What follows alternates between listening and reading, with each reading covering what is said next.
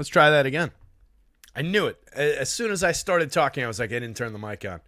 I knew it. What is happening out there, rotoscouts basketball fans? Welcome to the show, gang. Little 4:45 start time on a Wednesday. Happy hump day to everybody out there. Solid 9-game slate. Let me just take a look, make sure I got my placeholder lineups in. Yeah, we're all set. So what's going on? Ryan Radcliffe. Let's go, everyone. You're welcome for everything, Ryan. Thank you for showing up. Thank you for hitting like buttons and subscribing and so on and so forth. I appreciate you right back. Ryan beat Cujo into the chat today. Cujo Blues here. Second one in the door today, looks like. Good afternoon to you too, Cujo. Howdy to Stephen Leibowitz, Travis Wyndham, Matthew Patterson. What's going on, guys? Should be a good one. Solid little 9-gamer. A lot of interesting spots. A couple monster totals. One very, very big total that we'll talk about in a second. Productive day yesterday. Ended up in a weird one yesterday. First off, Draymond ejection, Jokic ejection, 11 different players getting hurt and coming out of their respective games, at least for periods of time, some for entire halves. Really weird one. Ended up putting a lineup in 6th on FanDuel. Decent little payout, doubled up on the day. Nothing crazy, but for a day like that, I was really happy with that result. Second day in a row with at least one in the top 20 or whatever. So like I was saying yesterday, I'm really happy with where the modeling is right now, and everything's looking pretty good. So knock on wood, we'll keep up the results. But hopefully some of you guys had good results out there as well. A lot of stuff we talked about on the show came to fruition. A lot of weird ones, like Jokic, I feel like was on his way to a decent day, got tossed for basically nothing, and burnt like a third of my lineups. And then Draymond got tossed for something much more substantial. Burnt like another third of my lineups. But it was a weird one. Mama says, how'd everybody do? Should have been in first place, but with kids couldn't pivot to Metu. Did end up making that change that we talked about in the updates for projections. But obviously didn't even get them high enough. But yeah, hopefully a little bit more under control despite having 9 games versus 5 games day after day. Cujo's watching the state high school football championship in Texas, which might as well be the Super Bowl. That's pretty awesome. Is it in one of the big stadiums? Is it in like Dallas or Houston or something like that, Cooch? I think you guys usually have it in Dallas, if I'm not mistaken, but I'm very willing to be wrong. Is it down to the final, or is it like, are you in like a bracket, playoff type system? How does it actually work? Travis cashed his singles entries, but only 50% return in GPP. On a night like that, dude, 50% return is not too bad. Yeah, Spider had a good game, Mamba. Yeah, Mamba's big target of Donovan Mitchell paid off pretty well. It's in Dallas. Makes sense. Yeah, my high school football team, like, we were good. I wasn't on it.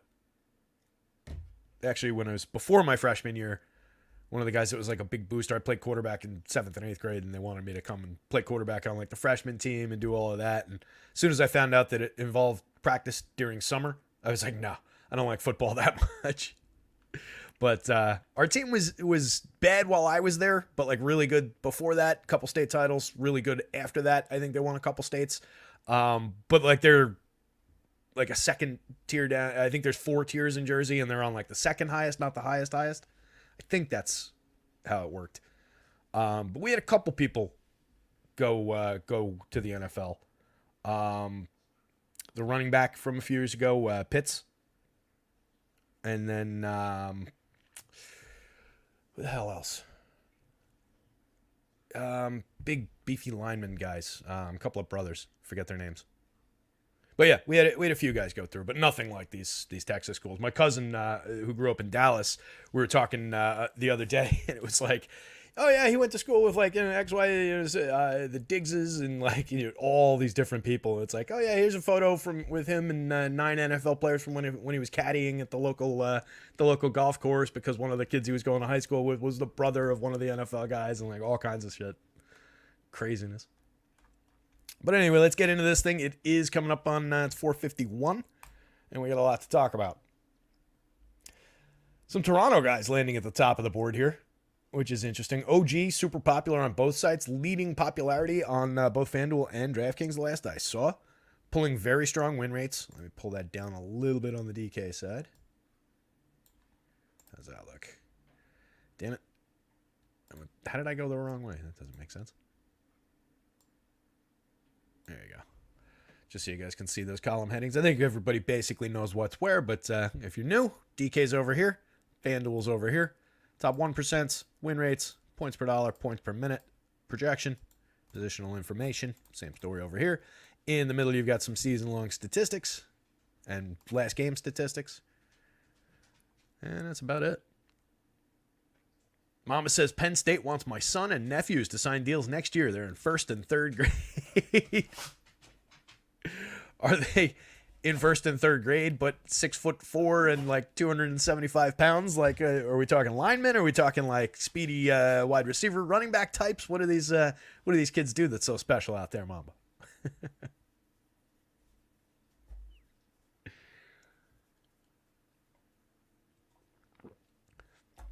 Commonplace in a few years to recruit kids this young. I mean, it's not like basketball isn't like that with the the tournaments and everything. The hell's the youth tournaments, whatever the fucking acronym is. I'm brain dead. But anyway, yeah, like that 12-year-old basketball player that I mentioned yesterday. Exactly, it's exactly right. But the what is it, BYO, CYO? Whatever the hell the acronym is. Somebody help me out. But those national AAU, thank you. BYO. Whew. I don't know where the hell my brain was. But basketball's just got a straight feeder system these days. And has for, the better part of 2 decades. But anyway, let's look at this board here.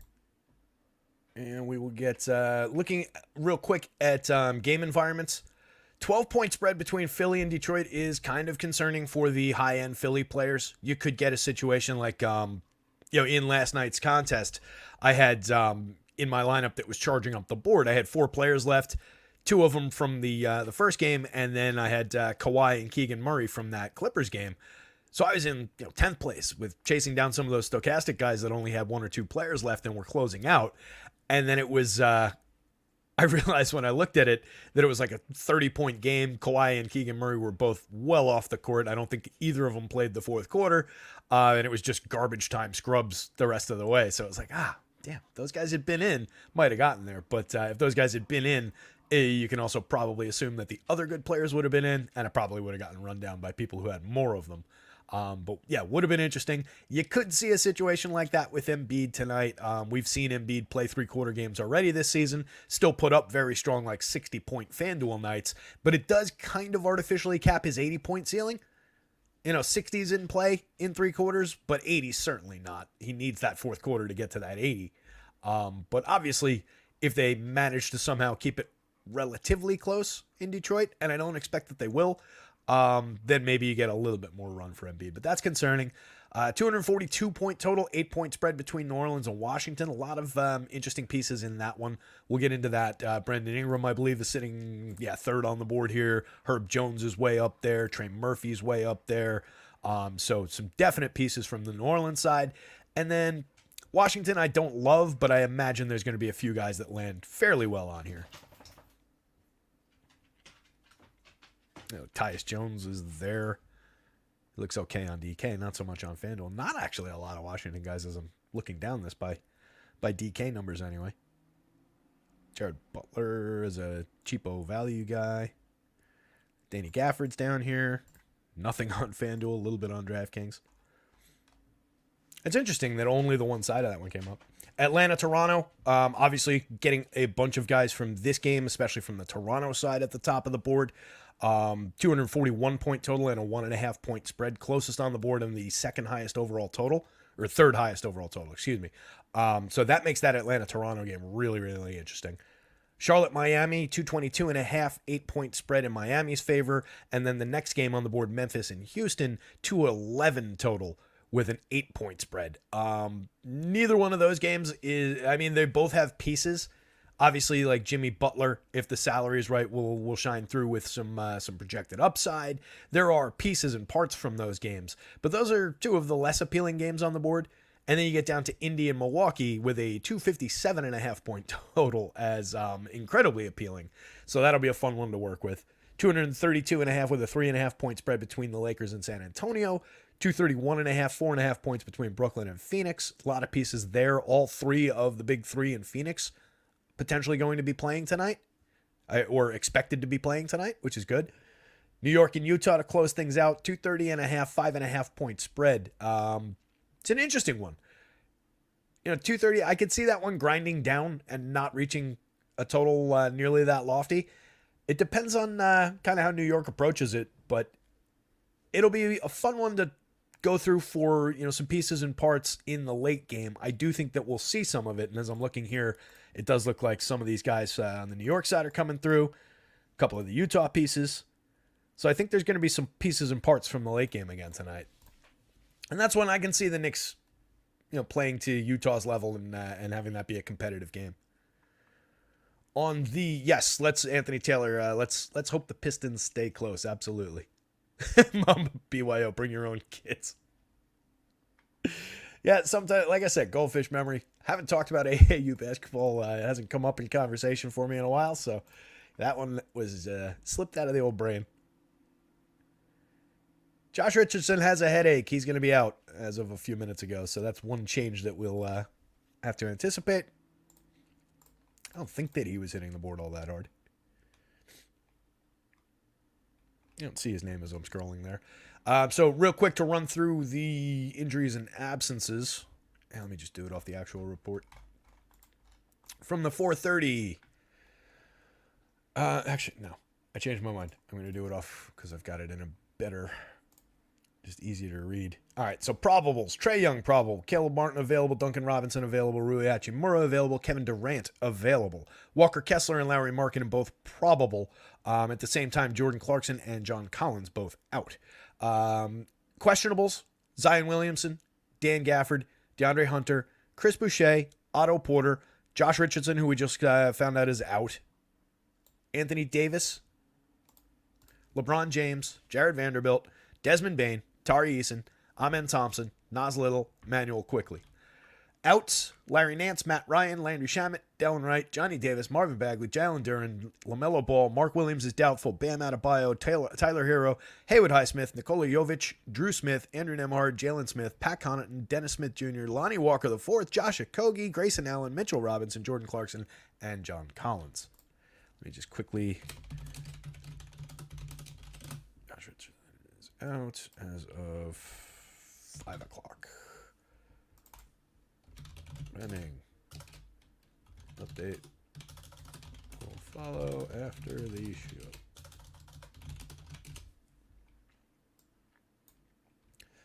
All right. So I just noted that on the site, but the update's obviously not going to catch up until after the show. But if you're building one lineup and running out of the house, don't put Josh Richardson in it. So let's get into this thing here. So a lot of moving parts, injury-wise. But I don't know exactly what to make of the Lakers situation, given that it's the second night of a back-to-back, and they're both questionable again, rather than like a probable questionable. But that's just what they do, and these guys do seem to be getting out there basically every night. LeBron wants to play every day. He's a little old school that way. I can also see LeBron kind of tackling this season with kind of a, hey, on my way out the door these last couple of years, I want to show these young guys that you should be out there trying to play if you can.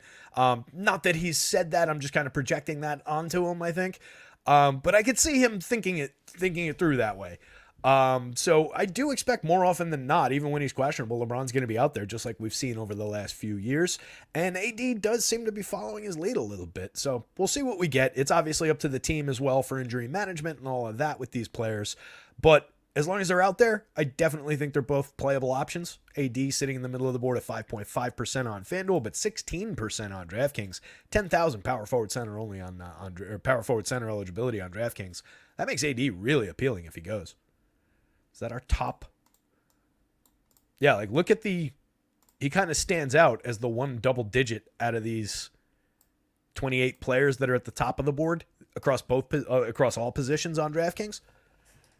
Anthony Davis is like the lone star. That island sticks out directly in the middle of the board. It's all lower on this side, lower on that side. You've got an $8,600 Scotty Barnes looking really good there. You've got an $8,600 Randall looking pretty good. 79 Zion, 88 for Wemby, all looking pretty good. But he's the real luxury item, pay up item that's crashing through the top on DK. That's noteworthy.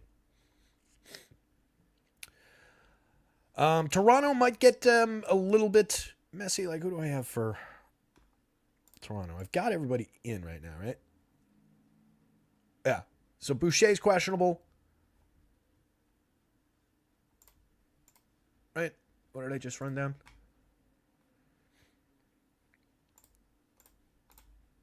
So we've got Boucher in and Otto Porter out. Did I leave Otto Porter out? Or did I just not get him? Let me just make sure I've got a... Yeah, all right. That is how I left it.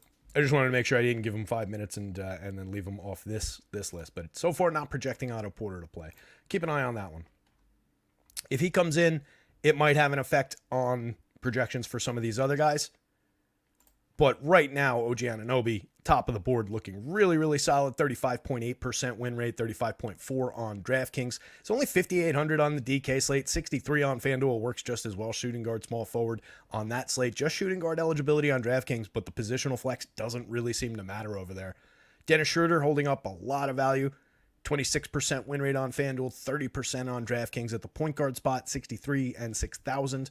You get mid-teens numbers in from three more guys, Scotty Barnes, Pascal Siakam, and Precious Achiuwa, all showing a little bit of value on FanDuel.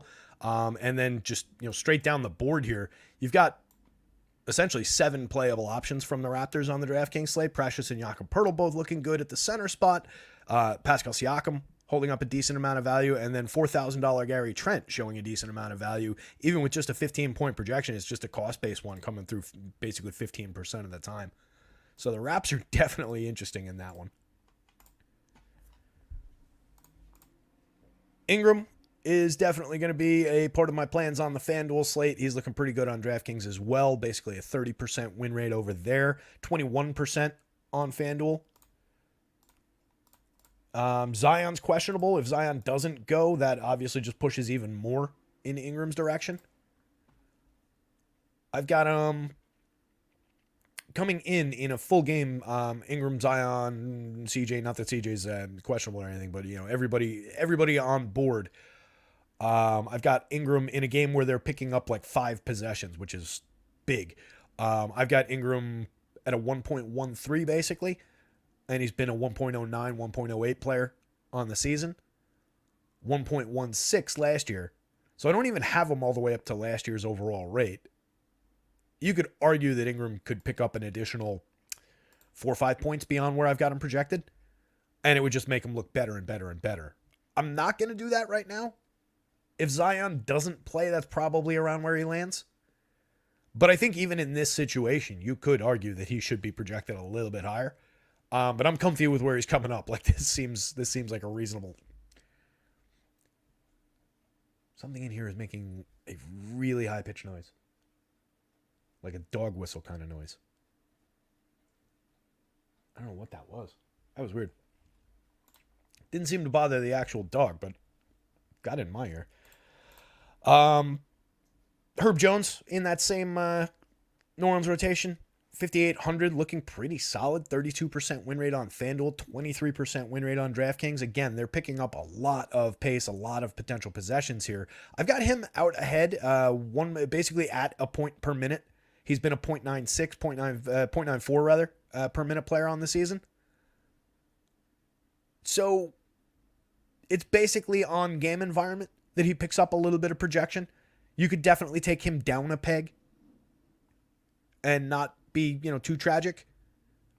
But I kind of like him as a mid-range piece of value.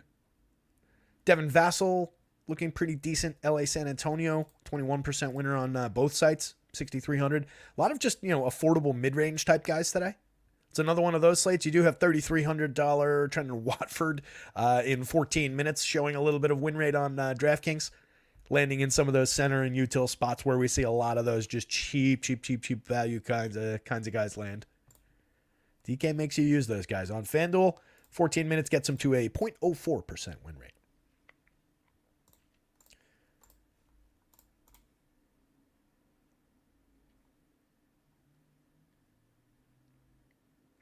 Ryan Radcliffe, what's going on, bud?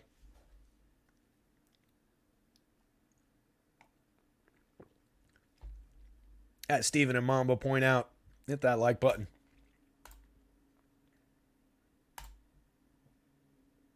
To get his lineups in before he gets locked out of the tournament. As long as I get off the show by the plan is to be off at 6ish, get everything updated for the site, have some time to do my lineups. But with acemind.io, with AceMind, if I have 5 minutes, I can build a full slate of lineups.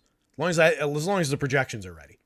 But like if you're using projections, if you're using my projections, if you're using stochastic, roto grinders, run pure, like whoever, and you just have the ability to click, upload those projections into AceMind, and then make like 3 clicks. If you've got 5 minutes, you can absolutely put in a very good set of 150 lineups with basically no research. You just need the numbers. Obviously, I'm sitting here doing all my research because I'm providing the projections. But yeah, it is so easy to just grab and go these days with how quickly these things can build and sim great lineups. So I really like the capability, and it's it saved my ass, honestly, when I wouldn't be able to do this my old way with my Excel sim because that thing takes forever to run. So when things changed with like 20 minutes to spare, I would be, the skin of my teeth getting in and just would not be able to sit here updating because that would lock up Excel because you can't have the sim running and then be working in another sheet. So that would have just been messy. So acemind.io, check those guys out for sims. But yeah, it's great. Just the ability to build a lot of lineups quickly and then be able to sort them. And you can use that just to get lineups. And then if you've got an old sorting tool that's been good to you in Excel or whatever, or however you've chosen lineups over the years, you can have that build you 25,000 lineups in like 2 minutes and then just take those, drop them into your Excel tool or whatever, and use that to sort, traditionally. It's just a way to get a lot of lineups. They've also got an actual traditional optimizer over there too. That is your AceMind plug for the day. We'll take a look at some of their sim results a little bit later on. But yes, it would be nice to be able to get my lineups in before I get locked out of the tournament, as Mamba said. Let's take a look at some positions. Guard. OG soaking up a lot of it on both sites. Shooting guard and small forward on FanDuel. Shooting guard only on the DraftKings slate. 35% winner over there. He's a .88 DraftKings point per minute player. Does a lot of scrappy things on the court. Gets his hand on the ball quite often. 39 FanDuel points in 36.9 minutes the other night. Where I really, maybe question it a little bit is what the true ceiling looks like. Are we at 6,300, 5,800? Are we really dealing with like a 55, 60 point ceiling? I think the ceiling is probably more in the 40s, like a standard deviation and change. OG is just not the type to go out there and put up a multiple standard deviation game. So I get a little bit concerned when he's the most popular player on both sites. And like I said, if they get a few pieces in that rotation where we're picking up some auto minutes, I do think that some of it would potentially come out of him.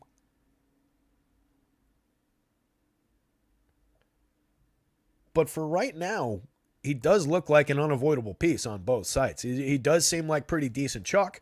I think at worst, he's a piece that's just going to be really, really popular. And if he just gets around his mean, mean plus within a standard deviation or so, he's going to be potentially enough given where he's priced. And just given how he's going to be built into so many constructions. But it's not the highest ceiling player to be that popular in the world.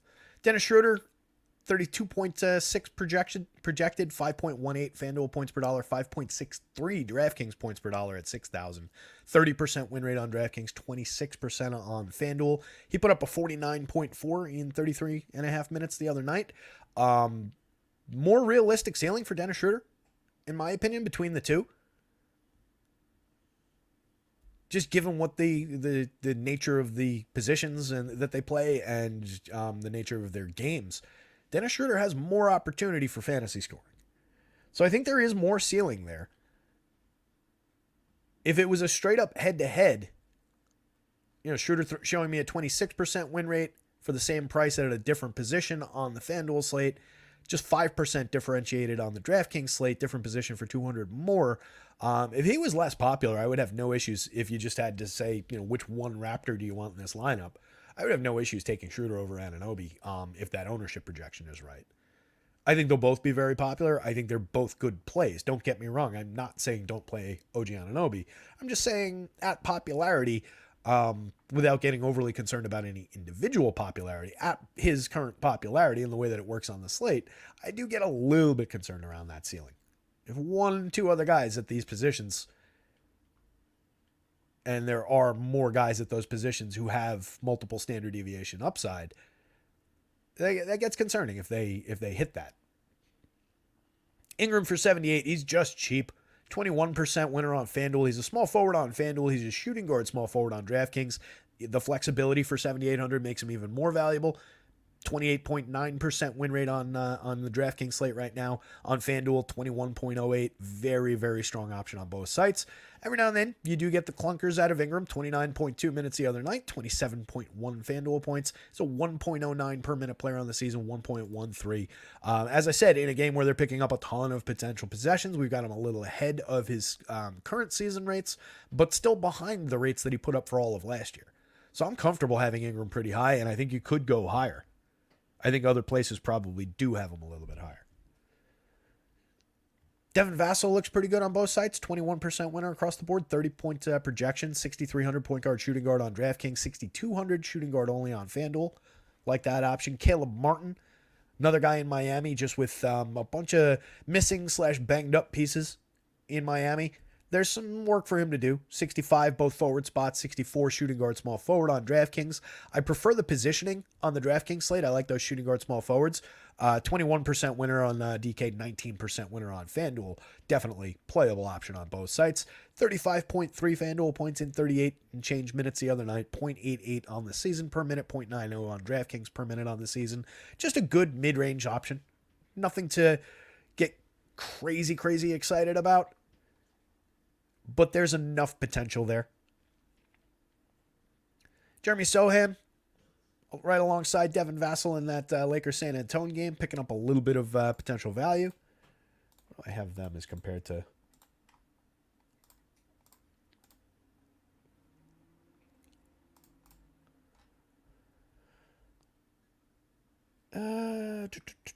Sohan, I've got basically on his season rate, I've got him 0.81. What is he on the season? It's 0.81. And then Vassell, I have at 0.96, which is also right on his season number. Definitely some pieces coming through from that San Antonio side, though, because we'll see Wemby again in a minute. Sohan's been decent. 0.81 on the season. 0.84 on the DraftKings scoring system. 19% winner on FanDuel. Same rate on DraftKings. Manuel Quickly, currently questionable. If he goes, he is looking like a piece on DraftKings today. 4,800, multi-guard eligible.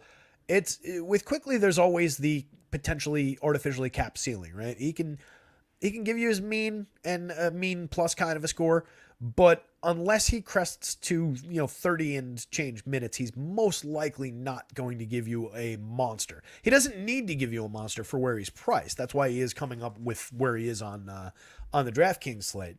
But there's a lot of pieces that need to go through those minutes on the Knicks right now. If he doesn't play, I actually like his potential impact downboard on some of the other Knicks. Maybe a little bit better, just being able to take those 22 minutes and know that I can spread them across the guys who are already projected because Tibbs doesn't go that deep, and then just, hand 6 of them to Miles McBride. So depending on what the starting lineup looked like, you could get Hart, you could get I'm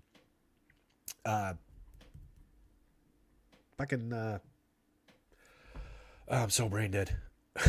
I need to drink more coffee. I can't do this where I sleep in the afternoon and then don't drink enough coffee.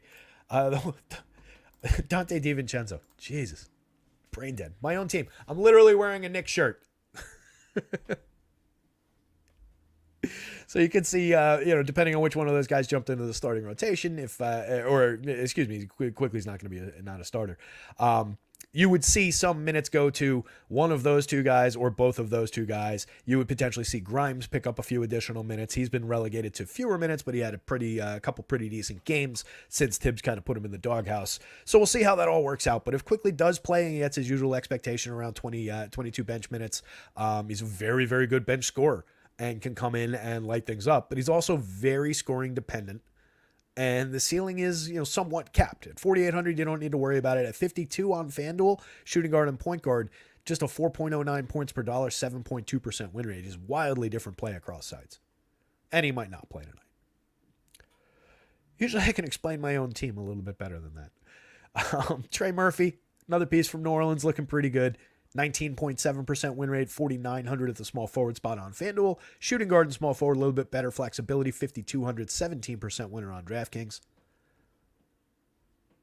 Sexton picking up some win rate, 51 at shooting guard, 14% winner on FanDuel, 16% winner on DK. Like I said, I could see that Utah and Knicks game getting a little bit grindy, but I do like that we're getting some pieces from it right now. Gary Trent, 9% winner based on being 4,100 and having some minutes going his way. 14% on DraftKings. 4,000 point guard, shooting guard. Just salary driven there, really.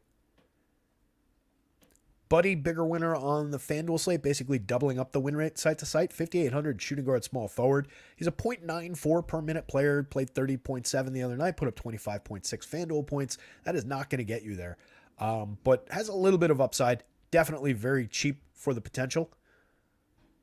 On DK, 14.6% winner. He's definitely very playable at 6,300 over there, but the FanDuel price is just low. Got Buddy at 0.94 today. They're picking up a few possessions in that game, so I think that makes sense. He's that's actually exactly what he's been on FanDuel. So even in a game where they're picking up some possessions, I've got him right on track. You could arguably give him another point. If I give him a point, just a raw fantasy point, it pushes him to 0.97. You could say 2. Give him a 1. I don't know that I'm comfortable making Buddy a point per minute player. 0.96 was where he was for all of last year. So if you gave him a point, that would put him at 0.97. There is justification for that. There should be, incredible pace in this game. This is the game that Mamba mentions there. 257.5 point total. That was the all-star game, a total a few years back. But what did these teams just play to the other day? If the total coming in was something like this. Let me pull that up.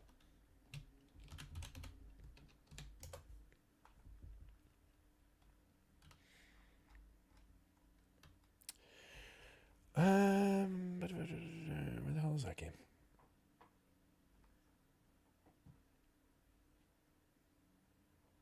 So they played to 128, 119 the other day.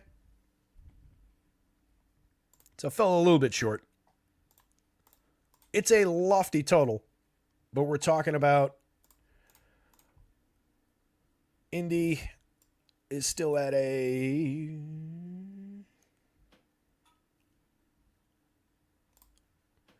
Indy's got a 123.5 offensive rating. And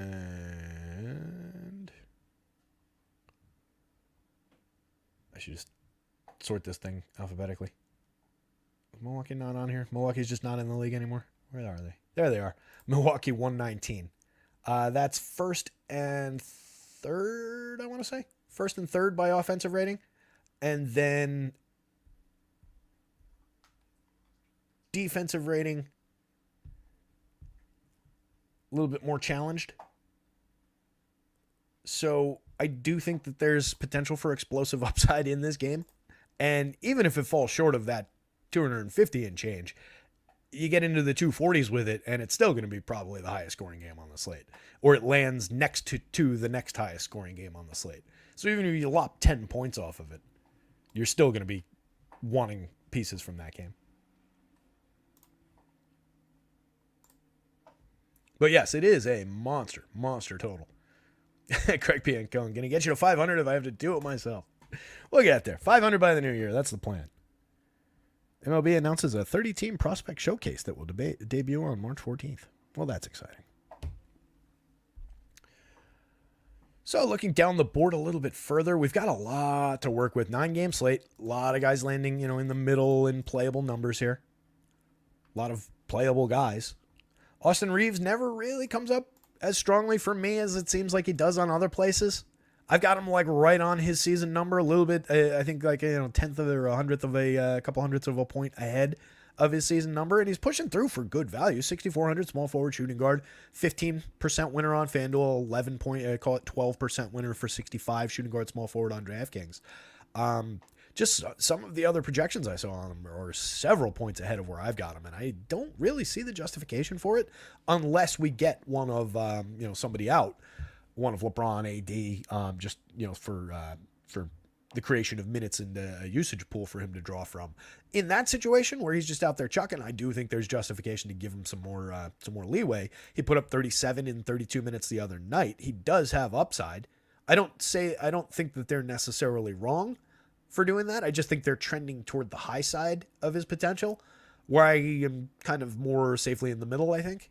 I don't feel low, but I don't want to get too crazy on him. That said, he could easily go out there and prove me wrong yet again. I feel like every time I talk about him not being great, he goes out there and has a pretty decent game. Brandon Miller, 5,800, 7% winner on FanDuel. A little bit more than that on the DraftKings slate. 6,000 shooting guard small forward. 0.81 per minute on DK. 0.79 per minute on FanDuel. Perfectly serviceable. Not a high priority item, but definitely a playable part with a good chunk of minutes in the mid-range. Tyus Jones from that Washington New Orleans game coming back from the other side. 11% winner, 5,400 on at point guard on DraftKings. Just a 2%, 1.5% winner on FanDuel for 5,800. But one of the playable parts from that game, minimally so. CJ showing value, showing high-end value anyway. 8,200 both guard spots. A solid projection at pretty decent points per dollar number for a upper mid type guard. 1.19 per minute in his somewhat limited action. Playing 33 minutes a night, but he's only played 11 games so far. 1.19 on DraftKings. Looks a lot better over there. 10% winner on DraftKings, 5.39 points per dollar. He's only 7,400. That is cheap for CJ McCollum against this Washington team in a pace-up game. I don't dislike that spot.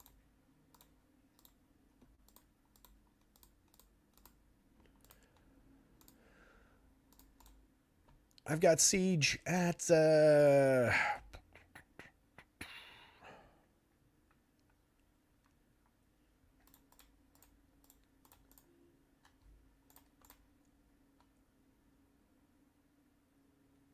Where'd he go? There he is. Got him at 1.20, which is just slightly ahead of what he's done so far this year.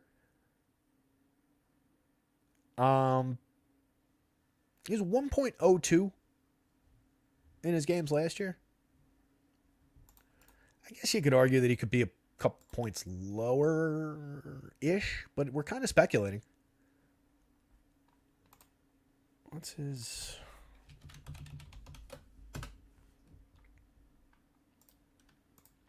In just a clunky tiebreaker for whether or not to do that, just the season average fantasy points in his 11 games is 39. And I've got him projected at 40, giving him a little bit in a pace-up game. So I'm pretty comfy with that. It is ahead of what he was last year, but it's right at what he's been this year. What I don't know is how many Pellies I want in my lineup at the same time. Like how many lineups with like all three of CJ, Brandon Ingram, and Herb Jones do I want? On FanDuel, I don't have to worry about it as much. CJ wasn't coming through as strongly. On DraftKings, that's probably going to be an issue. 10%, 28%, and Trey Murphy also 17%. That's just at the guard spot. And then Herb was also looking pretty good. Even Dyson Daniels, 9.19%. Point guard, small forward, 4,100. On FanDuel, he's 4,200. Point guard only, just a 4% winner. Double that on DraftKings. Jalen Brunson, always a playable part. 26% winner on FanDuel for 7,800. Makes him look really appealing. At 8,200, point guard only on DraftKings. Just playable, 7.5%, but definitely playable. Jay Rich is off the board. Ignore him. Jared Butler at 38. Not that much value on FanDuel. 2.4, but 7.1 on the DK slate. Just one of those $3,000 guys with 10 plus minutes. Terry Rozier, a little bit better on FanDuel, but just comes up playable on both sites at 86, 85. Shooting guard and point guard on both sites. Ben Mathurin put up a monster last night. 37 minutes, 54.4 FanDuel points. Let's go out and do that again. I like that quite a bit. 3% winner on FanDuel. 4% winner on DraftKings. A playable part, not a priority, but I do like the 5.17 points per dollar at 5,500. Shooting guard, small forward, 28 points. I'll have him. I'll probably be a little bit ahead of the field on him, I think. Keontae George looking like a playable part on FanDuel, 11% win rate. Tyrese Maxey, obviously star caliber upside, 9,000 playable, 10% winner on FanDuel. Less so on DraftKings at 9,100, 3.6% winner. Tyrese Halliburton, a little bit better on FanDuel. 11,000 over there. Point guard only, 5.74%. 11-1. Point guard only, 3.18%. Pretty monstrous projections for Tyrese in that game. Who is this? Oh, that was Brunson. All right, we talked about Brunson. Just trying to look for the outliers FanDuel side. Dame and Spencer Dinwiddie. Dame, yet another piece in that Indy-Milwaukee game. The hope is that they just run and that it stays close. Indy gives them a game and potentially beats them. Really like the stars from that one at worst. My shares of Tyrese, Giannis, Dame, and then some of the playable parts that we'll see from like the Milwaukee front court. I think will get interesting. You've got a couple more Indy guys down board here that are not really coming up all that playable. Single digit for Bruce Brown, single digit for TJ McConnell. They'll be out there. There is the potential for either one of them. More likely Bruce Brown because he's just got significantly more minutes to run into an upside game. But he's been around this level, 0.78 FanDuel points per minute on the season. Put up 26.8 in 37 minutes the other night. Here's Trey. Questionable, if I remember correctly, from when we ran down the injuries. Not really crashing through for value on either site, but another guy, just a luxury item, star caliber upside. You'll see him in some winning lineups or some top lineups when we look at the sim. DeJounte Murray, same spot. These guys also on the other side of those Toronto shares, so that gives them a little bit of increased value. 8% basically win rate for DeJounte Murray makes him interesting on FanDuel. 7,700, good price for him, both guard spots. At 84 on DraftKings, not showing us anything in the Sims. Could get there, could be a mid-range playable piece, but not really coming through with strong win rates. Freddie VV, 13 and change, 7,900. Just plays more minutes than most players in the league, so picks up a little bit there. He's been at 0.97 this year, 1.0 on the DraftKings slate. No real returns on DraftKings, but a solid 14% win rate for the money on FanDuel makes him look pretty appealing. Killian Hayes hanging on to 12% on FanDuel at 54. At 59 on DraftKings, he's basically useless. Devin Booker just 0.11, 0.16 at 10-8, 10-5. All three pieces in play for Phoenix tonight. So that'll be interesting to watch. Book's having a good season. 51 in 36 minutes last night. It's just not quite enough, and I think there's probably some slicing, kind of like what we've talked about with the Clippers, when we get all three of these guys. Desmond Bane, also questionable, not really crashing through for value, 1.19 per minute player on the season, 1.1% winner on FanDuel, basically nothing on DraftKings. Very, very playable with upside, but between the questionable and just how he's coming through Sims at his price and positioning, not looking like a high priority item. Cam Thomas, hanging on to a little bit on FanDuel, not so much on DK. 6,300 explains that difference. Shooting guard, small forward versus 7,000 point guard, shooting guard on DraftKings. Just nothing relevant on DraftKings. And then Kyle Lowry, another piece for Miami. Just a 6% winner, but worth mentioning there. Jump into some forwards. A lot of guys on the board today. 5:30. A lot of time left. Brandon Ingram's, like I said, so Brandon Ingram's hurt. Why did I say Ingram's twice? Liam Neeson's. Brandon Ingram, Herb Jones. He's got an S on the end of his name. Both hitting the board pretty hard on both sites. Jones showing a higher win rate on FanDuel at 32% versus 21 for Ingram, 28 for Ingram, 23 for Herb Jones on DraftKings. So again, it becomes a situation where how many of these Pellies do we really want? Trey Murphy also showing a ton of value. We touched on him at the guard spot, but he comes through on the forward spot. He's a small forward only on FanDuel, so he's competing with these guys for shares on FanDuel as well. So just how many of the Pellies do I want together while they're all showing some potential?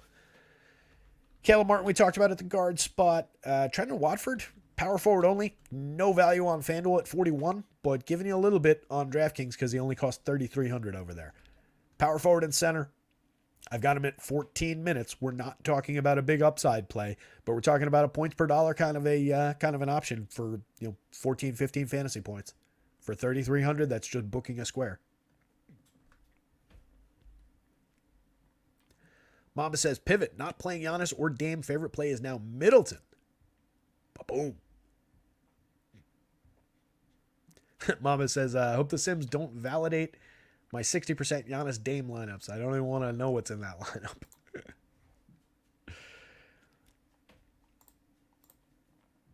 Where's Middleton on here? He's got to be decent. There he is. 10% on DK for Chris Middleton. 6,500 shooting guard, small forward. Just 2% on FanDuel, 6,600 shooting guard, small forward. I've got him at 28. There's an argument to be made for 30. Zion out. So take everything I've said so far about the Pellies and basically double it for all these guys now. Wow. That's going to be interesting. Yeah, these guys will go up. He'll go up. Pellies are going to be a critical component. Getting the Pelicans right is going to be important tonight. We'll take a look at it after the show. I'll get all the minutes updated. I just want to keep on going through how we have it now. So we're going to have to ignore Zion. We're going to have to consider that the Pellies will pull even more upside away from some of these shares. But relatively speaking, these guys will all be within similar ranges. Sohan, point guard and power forward on FanDuel, point guard and small forward on the DraftKings slate, 5,400, 5,500. Looks like a good option on both sites. It'll be interesting to see which positions he comes up in. Scotty Barnes, power forward and small forward on the FanDuel slate, point guard and small forward on the DraftKings slate. Positionless basketball. Gotta love it. 18% winner on DraftKings, 13% winner on FanDuel. Significant upside, playing very, very well this season overall. Where'd he go? Put up 39.7 in 38 minutes, just around a point per minute the other night. He's been at 1.30 for the season. I've got him below that, but still looking very, very good tonight. RJ looks like an option on DraftKings at 61, both forward spots. A lot less so on the FanDuel slate at 63, small forward only, which is curious because that's a 5 point per dollar. Probably just getting beaten out for those shares by a lot of these other guys. AD, 5.5% winner on FanDuel, 16% winner again. He was the standout star high-priced guy on the FanDuel, on the DraftKings slate. Power forward and center, 10,000. It's a good price for AD. 1.43 DraftKings points per minute. He's 11-4 on the FanDuel slate, to put that in perspective. 1.49 FanDuel points per minute. That's 4.99 points per dollar for AD versus 5.46 points per dollar for AD on DraftKings. He is a definitely strong pay-up option, assuming that he plays. Currently questionable. You never know. Could also get out there and poke himself in the eye or something and need to come off the court. Hasn't done as much of that this year, though. Knock on wood. Don't want to jinx it.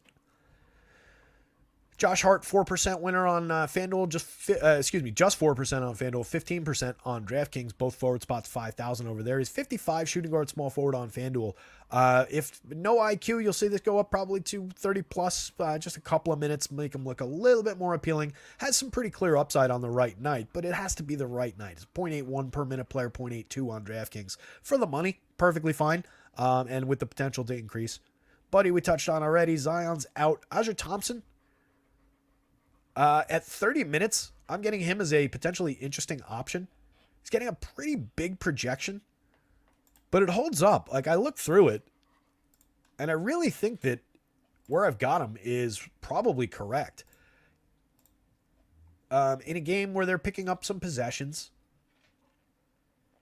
I've got him 1.07.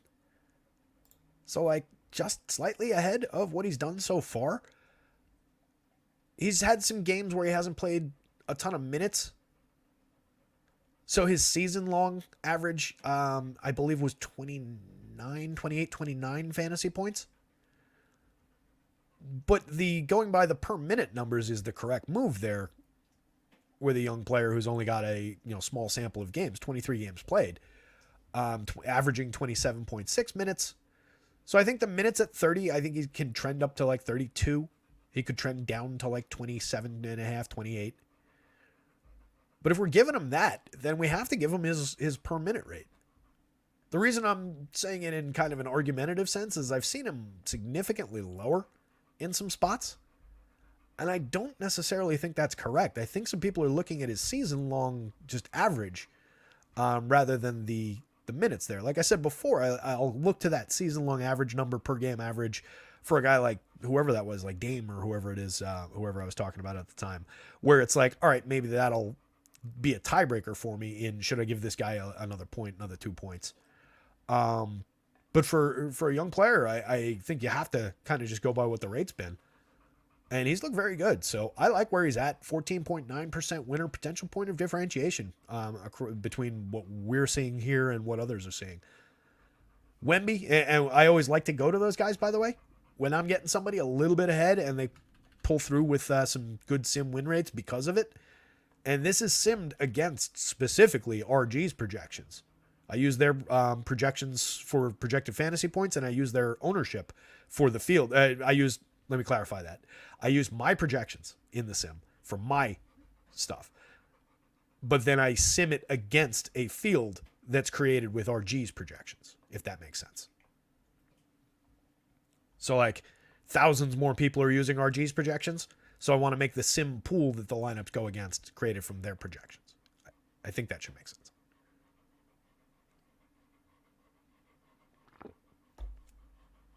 Mama nails it. There's a lot of value now. Is Trey Murphy going to start? If he plays Zion minutes, he will smash these cats.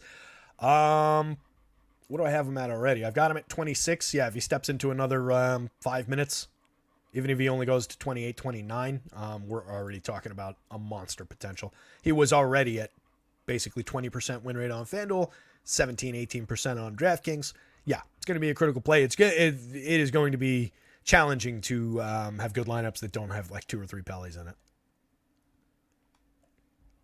Wemby, 6.25% winner on DraftKings, 13.8% winner, on FanDuel, 13.8% winner on DraftKings, 8,800, still cheap, 1.41 DraftKings points per minute, 1.45 FanDuel points per minute. He's 99 on FanDuel power forward and center. 4.8 points per dollar versus 5.29, another strongly differentiated site-to-site points per dollar play for a very high-end player.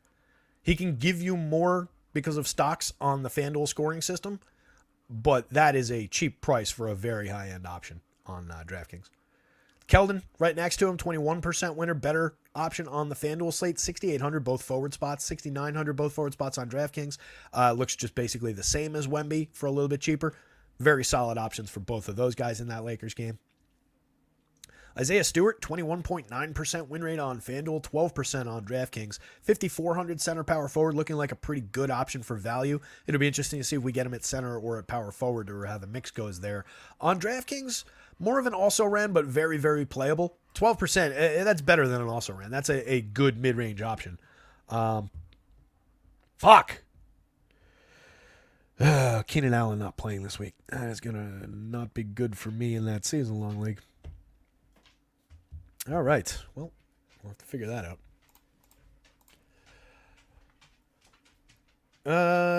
Who else is on the board? So Isaiah Stewart does look like a strong mid-range option for a big man, for some big man shares there. Austin Reeves talked about at the guard spot, but again, very, very playable on both sides. Would benefit from some absences. Miller we touched on. Tari Eason, both forward spots on DraftKings, 11% winner for just 4,700. A little bit of potential there. For 5,000 small forward only, he's not showing us anything on FanDuel, despite 5.15 points per dollar. Siakam, another piece of Toronto.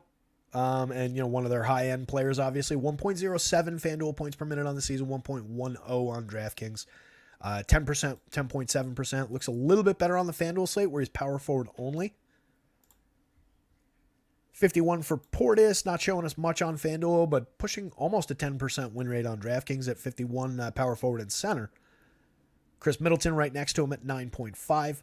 So you're getting a few more pieces, and then Giannis, actually all three of those guys, basically looking the same in terms of win rate. Obviously, three very differentiated players, three very different mean projections, but all three guys look pretty good and very, very playable on DraftKings, where they come in a little bit less so on FanDuel. But like Giannis, obviously a pay-up luxury item, no problem going to him any time, and you'll see him, I'm sure, in some of the top lineups. Middleton is a little bit more challenging, but 6,600 shooting guard small forward. I do think you can work some in and around the edges, and then Portis just not showing us very much, probably just getting squeezed out positionally. A lot of playable single-digit types. Dyson Daniels probably going to... I don't know if he picks up much in terms of minutes or anything there. But another piece that's coming through for 4,100 power point guard small forward, 9.1% win rate already. The potential to creep up by a fraction of a point. Gordon Hayward is who he is, kind of number for Hayward, 8.8. LeBron, 8.3, very, very playable at 97. Very good price for LeBron. 10-3 on FanDuel, just a 2% winner. More of a luxury item on FanDuel. More of not mid-range playable, not like mid-range good. That's what I would say about maybe like a 65 or a 7s or 8s type guy. He's more on the high end, but he's trending down toward the affordable price pool. So I like LeBron there. If you're not going to AD, I definitely think you can pivot over to LeBron. Obviously, if you don't get one of them like we talked about the other day, the other one takes a little bit of a step forward. Bojan remains playable on DraftKings, 6% on FanDuel, 30% win rate for 6,300. Both forward spots looks like a priority item over there. 0.96 per minute on the season in his 4 games. Played 34-1 the other night, put up 28. Reasonable expectation of some upside. Get him just under a point per minute, it looks like. Probably right on his season-long rate.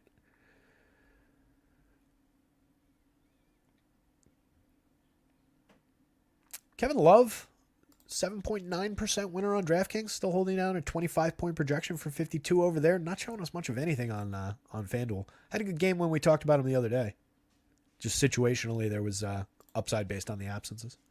Cam Johnson, 21%. So both Cams showing a lot better on FanDuel. Just 3% winner on DraftKings. Jimmy, 19% winner on FanDuel. Just 3% on DraftKings. 8,800, both forward spots on DK. 86, both forward spots on FanDuel. Big point of differentiation from site to site there in that Charlotte game with just minutes and usage flowing through him. Mikal Bridges, 16% winner on FanDuel, just 0.97 on DK, 84. Both forward spots over on DK, 8,000 shooting guard and small forward. There's a lot of value and flexibility in getting that player for that price at those positions. 1.10 per minute on the season. Put up just 30.5 in 36.6 minutes, but has upside beyond that, and just another player who just gets his hands on the ball a lot.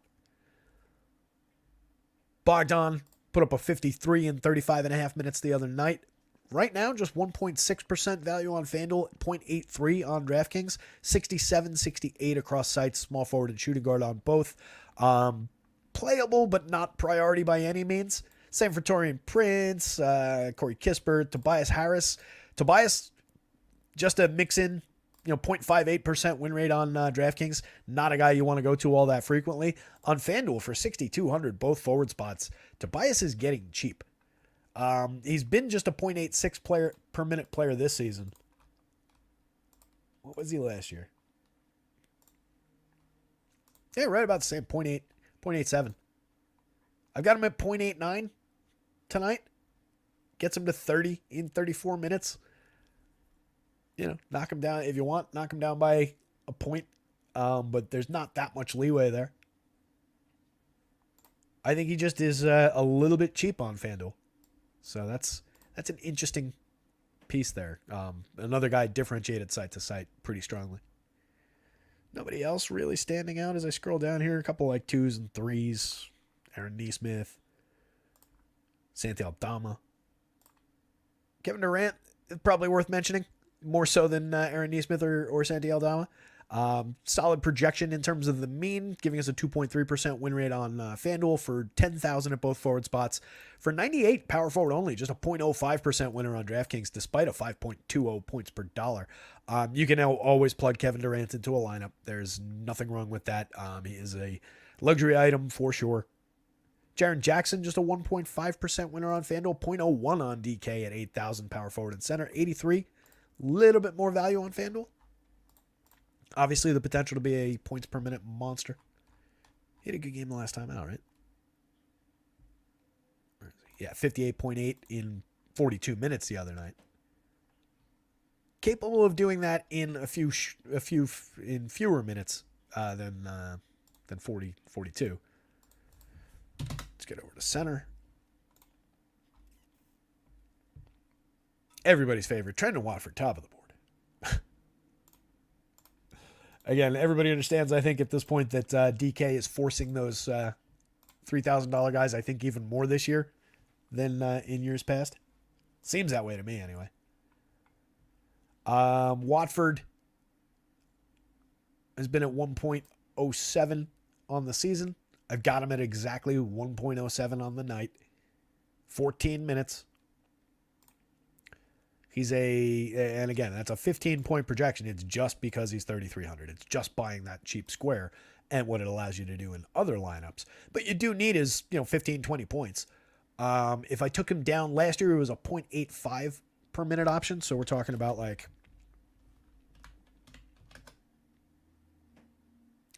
basically 3 points lower.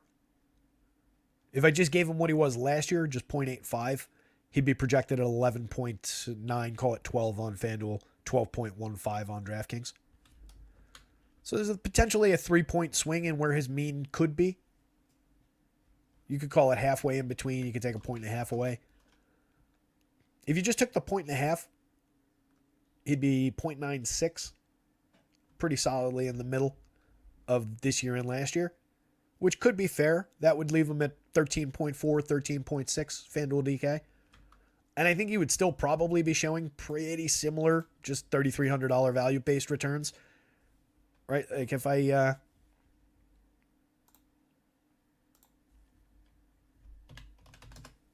what is that going to be? 13.6. That would take him to a 4.12 point per dollar, down from 4.59. I don't think that's going to... maybe he drops from 20 to 15. But I think he still clings to some of that just, cheap guy value-based potential on DraftKings if that happened. And I'm comfy keeping him at what he's done so far this season. That's where I've got him. That's where I'm keeping him. Mark Williams out. Hunter out. Awesome.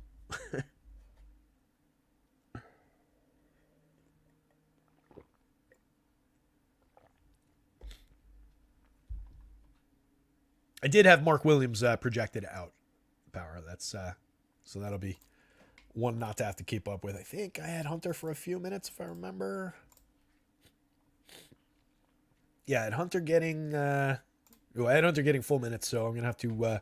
So that one will change up. He was questionable. That's not all that surprising. So let's get through these center spots, and then I'll update projections after we look at Sims. So looking down the board, we do have, after Mr. Watford, we do have a pretty nice list of 5 guys there in AD, Julius Randle, Zion. Oh, no, Zion's out. Excuse me. Zion left the board. If you're just joining us, Zion not playing tonight. He was on the board when we were in the Sims. He's no longer there. So you'll probably see, especially with that, even if I lowered the trend in Watford with Zion coming out, probably maintains around that 20, call it 18 or whatever. And again, not planning on taking him down from his current season rate. But Wemby would get a little bit better than the 13.8 he was already pulling. Joval, 12.8. Had him at 30. Maybe I give him another minute, 2 minutes. I'll look at what he's played with those in the games where Zion's missed this year. Just see if they, have him play a couple additional minutes just on the back of needing some additional big bodies in the front court. But obviously in his usual minutes, he's playing 27 a night overall this season in 24. Again, got him at 30, but already looks very, very strong and has major upside on the right night. If you catch a good Joval game, he is a monster differentiator because he's always cheap. He's always in this mid-range spot. 1.20 FanDuel points per minute, 1.19 DraftKings points per minute. Just look at the points per dollar. That tells the story as compared to these guys, right? You've got some star caliber guys, but Joval shines through in the points per dollar. So I like that option tonight, and I stand to like it a little bit better as we tweak it based on the absences. Wemby, again, I'm going to try and I'll look where the field is, but just in thinking about it, with a 6.2% win rate. Let me see where his ownership is. Oh, I don't have the FanDuel ownership loaded. Never mind.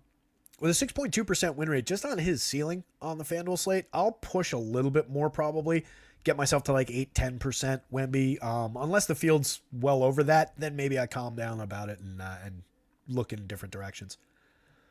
Stewart at 54, I talked about at the power forward spot, but again, just looks like a very playable part. Lands kind of in the same range with a lot of these options on DraftKings. Broader spread on DK. A little bit more of a higher peak on FanDuel. Stewart lands at 21%. That puts him as the top FanDuel option, if I'm seeing this correctly. But a lot of that might fall at the power forward spot. We'll see. Hartenstein, 7.1% winner on FanDuel, 12% winner at 5,000 at center only on DraftKings. Very interesting. 5.3 points per dollar on DK, 4.6 points per dollar on FanDuel. FanDuel's probably got him correctly priced between the two. He's a very good player. 26 minutes the other night, put up 30.6 FanDuel points. Very good rebounder, underrated passer as a big man, can score the basketball. They get him very involved. And the 27 essentially minutes came with Jericho Sims starting for him. Mitch Robinson's out. The Knicks signed Taj Gibson today, if you're a Knicks fan. But there was a back and forth. Hartenstein may get the start and ended up going out playing 27 off the bench and being the more favored big man. I could see him doing exactly that again tonight with upside to like 30 minutes. So I've got him right back at 27 minutes. I think he looks good on FanDuel. I think he looks very good on DraftKings. Brolo, just another very strong piece from Milwaukee in that high-end game. 7% winner on FanDuel, 5.29 points per dollar, 11.2% winner on DraftKings. Look at all the solid points per dollar guys on both sites at these big man spots today. A lot of good options. Pascal Siakam, Clint Capella, Bobby Portis at a variety of prices. Nick Richards is going to get a bump. Actually, no, he's not. I had Mark Williams out already. I'll look at it, but I think I've got them right already. Miles Turner. So Nick Richards does look playable, by the way. 14% winner on FanDuel, 9.6% winner on DraftKings. Miles Turner, 8% winner on FanDuel, 9% on DraftKings. Giannis, superstar. Anytime you can get to Giannis, you can do it. But he does look like a solid piece on DraftKings today at 11.4.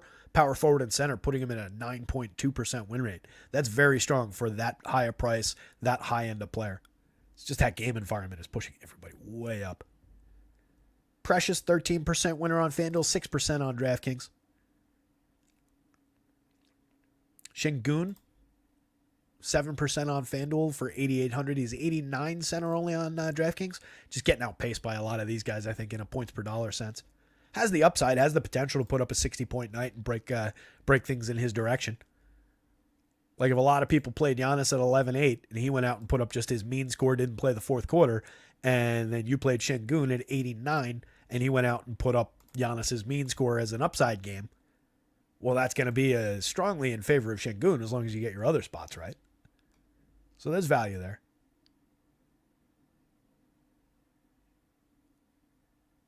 Like him better, obviously, on the FanDuel slate. He's not showing much value on DraftKings. By the way, I was looking at the DraftKings board as I was making that example. I should have been looking at the FanDuel board as I was making that example. But you get me. Orlando Robinson, 4.3% winner on FanDuel, 5,200. Still cheap. Still going to have some realistic minutes. He's been at 1.10 on the season. I think I've got him 27.9. I've got him a little bit sub 1 tonight. So we're undercutting what he's done so far on the season. He played right around a fantasy point per minute last night. Yeah, 22.5. Put up 22.2. You can't get closer to fantasy point per minute than that. So I undercut that production a little bit, and I think we're right around correct. Collins, Olynyk, nobody really showing much value down the bottom of the board. Zach Collins really fell off. But again, a lot of playable guys through these, not much separation between a 6.2%, call it a 5.4% win rate for Daniel Gafford down here, and just double that. Joe Val at 6,700. I like Joe Val a lot better, but win rate wise, I shouldn't try and say words with a W and R and a W like that. Just doubling the 6% winner to get that much higher up the board, even these guys, it's not one crazy option all the way at the top. We'll see changes. Again, Zion's coming out of here. We'll see changes. Joe Val will creep up. Some of those other New Orleans options will creep up. Just to get a perspective on the FanDuel one, because it's center only. Really? You gonna fuck me now? Trying to sort this column. 558. There we go. So FanDuel-wise, it is the same group of guys. Isaiah Stewart, Julius Randle, Pascal Siakam, skipping Zion, Nick Richards, Joe Val, Clint Capella, Precious, Turner, Şengün, Hartenstein, Brolo, Wemby. So it is a similar group. You're going from like a 5-5 for Wemby down here. It's a little bit, you see what my point though? It's like a little bit thinner of a spread. We're doubling up at like this level rather than going from like here to here, doubling up the win rate. So a little bit more to work with big man wise on DK. 1, 2, 3, 4, probably 5, 7, 8. Fair amount of playable center only options. Because like even Nurk, I didn't touch on him, but 1.06 for 74, 5.08 points per dollar, 45 points last night in 30 minutes. Has some potential. Not a priority given his win rate. On DraftKings, he's not a priority at all. But just as a plug and play in a couple of lineups, there's potential for him down board. Metu, last night's 25.4 minutes. Just put up 22. Losing minutes tonight with everybody healthy or allegedly. Walker Kessler and Larry Markkinen are both back. Kessler not really coming through. I just noticed him here. 27 minutes, just a 0.23, 0.02 on DraftKings. I think they're technically either questionable or probable, but and I didn't see Markkinen at all.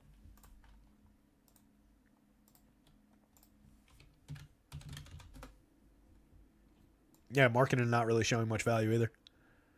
84, 85, sub 1% win rates on both sides.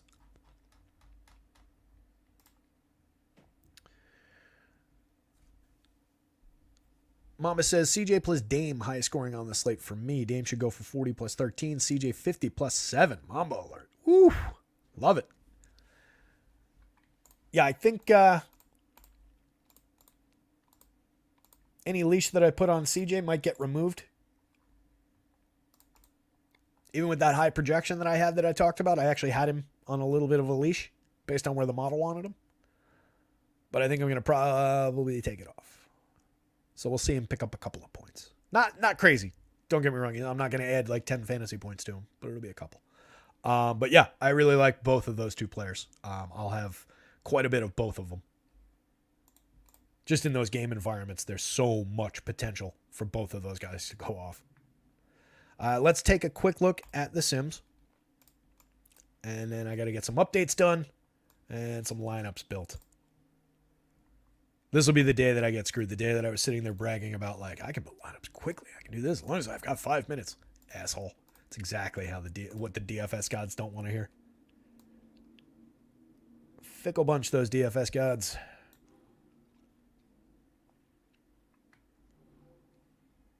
All right, there's a couple CJ shares for you off the top. Seen a fair amount of OG Anunoby. Dennis Schroeder, Scotty Barnes. Dennis Schroeder. Dante DiVincenzo cresting through the top. OG, Trendon Watford making into that top lineup. So let's look at that Watford one. Scotty Barnes, Caleb Martin, Audrey Thompson, Jimmy Butler, Clint Capella, OG Anunoby, Trendon Watford, Josh Richardson. We lose Josh Richardson out of that one, right? CJ, OG, Herb, Gordon Hayward, Isaiah Stewart, Colin Sexton, Tari Eason, Tyrese Maxey. These are ugly looking lineups. Jeez. CJ, Spencer Dinwiddie, Gordon Hayward, Kevin Love, Precious, Dante DiVincenzo, Wemby, and Sexton. Interesting. So, obvious play, spendy type guys, or mid-range, depending on what you want to label spendy versus mid-range. But CJ, Scotty, for the most part, Dinwiddie and Dennis Schroeder probably more like mid-range. CJ, Scotty more on the high end. Tyrese on that high end. The occasional value play, the Tyus Joneses, the Jared Butlers coming through there. But it looks like there's a lot of spend at point guard. Fair amount of value at shooting guard. OG is more like mid-range. I guess Caleb Martin. Maybe these guys are like good mid-range 5s and 6s types. Colin Sexton, Brandon Ingram sneaking into a shooting guard share there. But OG, I was actually expecting a little bit more OG. He's in a lot probably as we scroll down. He's in a lot of these, just differentiated positions. But at shooting guard, I was expecting a few more up at the very top here. Audrey Thompson, again, just looks different in my model versus where I've seen him projected on other sites. So that'd be a potentially interesting point of differentiation. He comes up in this lineup. Looks like mostly mids at the small forward. Audrey, Herb Jones, good amount of Herb Jones. Some Tari Eason. A couple Jimmies working their way in there. That's just on the back of like raw upside for Jimmy. He wasn't on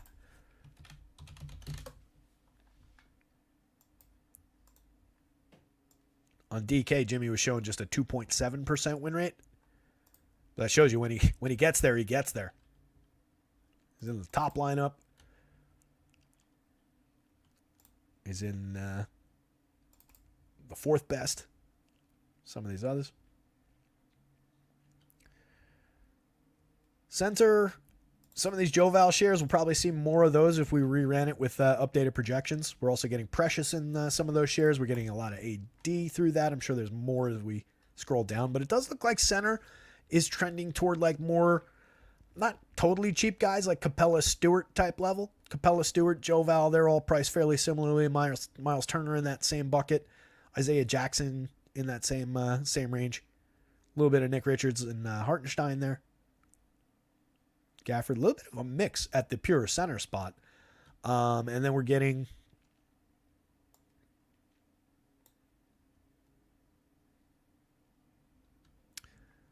mostly value bigs at util, it looks like. Some Watford, some Nick Richards, some Precious, some Hartenstein. Brolo is obviously not, pure value, but falls kind of not star caliber pricing. Guard only, looks like whatever you didn't do at the guard spots for value over here is where this falls. Some of the OGs fall there, but some Sexton, some DiVincenzo, Campaign, Beasley, Reeves. There's a Middleton for you. Some Schroeder. So the guard spots are fairly straightforward with just like those top end values. A little bit more debate through the forward spots. Center has kind of straightforward, but just a long list of good options on DK. And then the pure forward spot does look like we're back to a little bit of spend.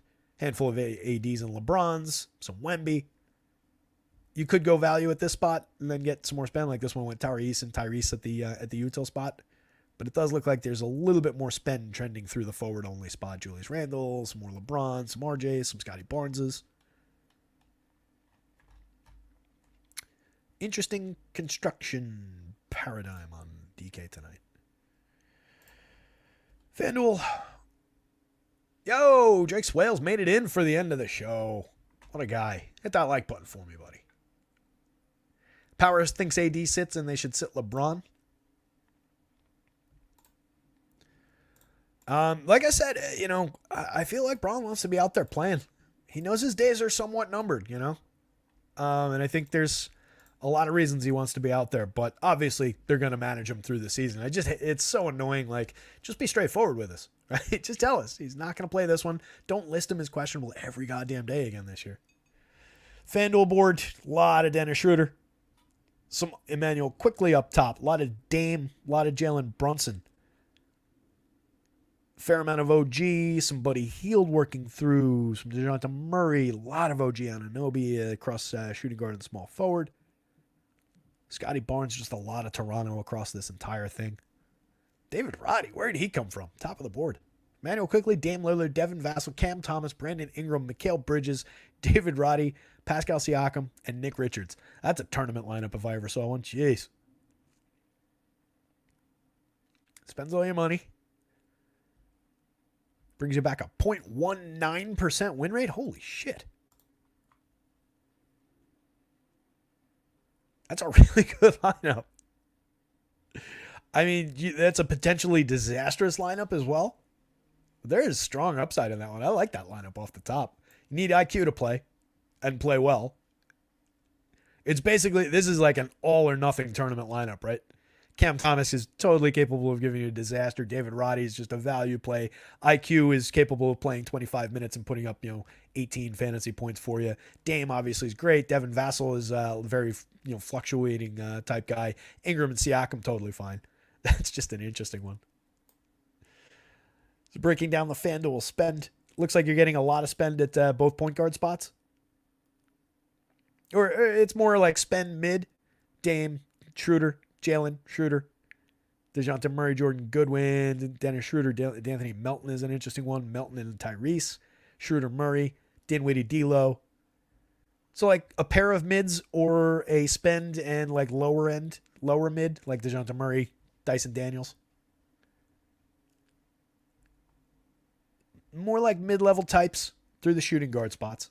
Vassell, Cam Thomas, Buddy, Herb Jones, Audra Thompson, Jared Butler, Gary Trent, OG, DeJounte Murray is obviously trends toward the top end of that. So does Cade Cunningham. Mikal does as well. But mostly like 5s and 6s types. Mid-range guys. A lot of Herb Thompson going through the shooting guard spot. At small forward, looks like a decent amount of spend. Like these guys are like upper middle class types. Mikal Bridges and Brandon Ingram together. Scotty Barnes and Jimmy Butler together. Jimmy Barnes, same guys. Brandon Ingram and Cam Johnson, who looks pretty good. Tobias Harris, who is very cheap on FanDuel today with Scotty Barnes. No Zion, obviously, is going to kill that lineup, but that's an interesting combo.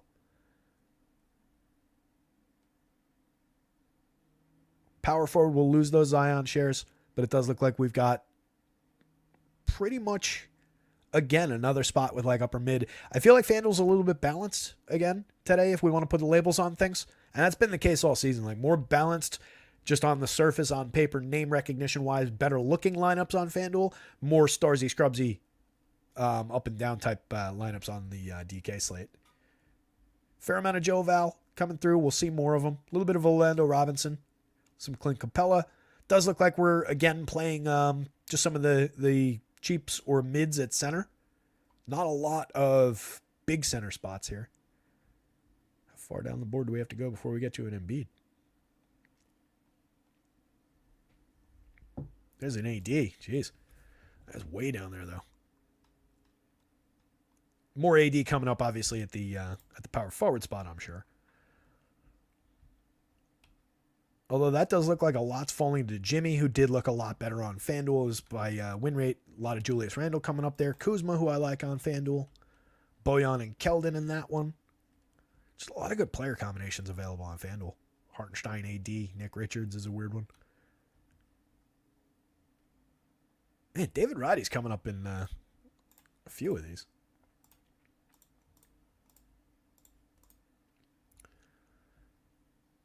Got him at 28 minutes. I've got him at 0.74. He's been a 0.75-ish player on the season. He was a 0.69 guy last year.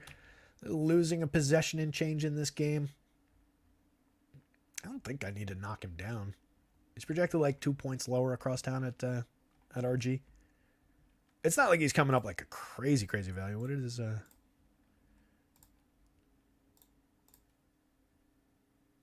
just want to make sure we're not getting like way too much. I think he just managed to sneak his way into a few of those. Yeah, it's 1.3%. So non-critical, but just happened to hit the top of the board for whatever reason in a few of those.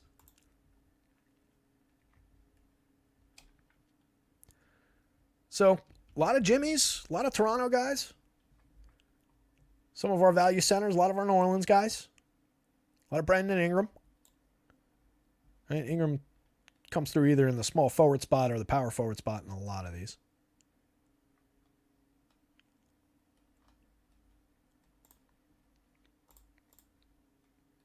Schroeder, Herb Jones, Bojan, Nick Richards, Buddy Hield, Scotty Barnes, Brandon Ingram, Jimmy Butler, Pascal Siakam, Audrey Thompson, the top owned guys in the top 150 on FanDuel. OG Anunoby, 25%. That's versus a 42% projected ownership, 44% sim field ownership. So we actually get him a little bit less than that, negative ROI, but a 42% top 1% probability, 35.8% win probability. It's going to just keep pushing OG into some lineups. Jump back to DK real quick. I'll look at some of those top 150 ownership exposures. The 6K range on DK is loaded. Yeah, absolutely. It is just a deep slate today. On DK, in those top 150 lineups, the ownerships broke down as Schroeder, OG, Herb Jones, Scotty Barnes, Tari Eason, Audrey Thompson, Brandon Ingram, Jonas Valanciunas, Devin Vassell, Trenton Watford, Caleb Martin, RJ Barrett as your top end exposure guys. A lot of strong win rates there, a lot of strong ROI marks, and then a lot of just purely good options. Audrey Thompson, again, I am a little bit ahead of some of the other people out there, so buyer beware. But I'm excited to get to him where I've got him. He's had some upside games on the season, and if people aren't going there because of where other places have him, so much the better. Could potentially be a good differentiation piece today. And if not, your money back for the show and the projections. How about that? With that, I think we're going to wind down. 6:15. Got to get a lot of updates in. Got to get my lineups built. We've gone for an hour and a half when I meant to go for an hour. So I'm going to wish you guys good luck tonight. I'm going to say somebody go win something tonight. Put something up at the top of the board. Show me tomorrow or later tonight. I'll be up. Otherwise, back tomorrow. Usual routine. Thursday, we'll go for football, basketball, presumably. Just keep an eye on things. That's why you got to subscribe so you get those notifications. What's this news? Same news. All right, guys. I'm going to take off, get that stuff updated. I'll see you later. See you tomorrow. Adios.